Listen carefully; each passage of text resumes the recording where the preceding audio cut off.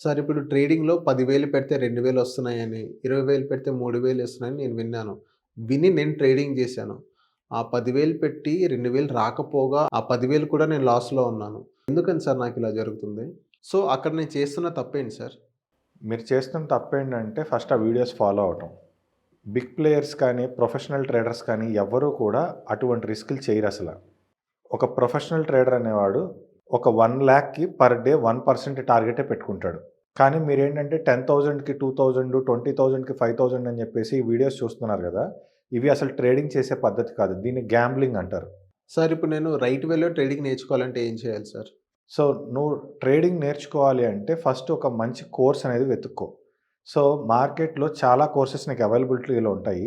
అయితే నువ్వు ఏ కోర్స్ వెతుక్కోవాలన్నా ముందు యూట్యూబ్‌లో నీకు ఫ్రీగా చాలా కోర్సెస్ ఉన్నాయి.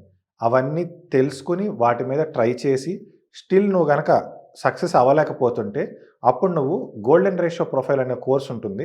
వాళ్ళని కాంటాక్ట్ చెయి. వాళ్ళని కాంటాక్ట్ చేయాలంటే ఏం చేయాలి సార్? కింద ఈ స్క్రీన్ మీద నంబర్స్ ఉన్నాయి. ఆ నంబర్స్ కాల్ చేసి వాళ్ళని కాంటాక్ట్ చెయి.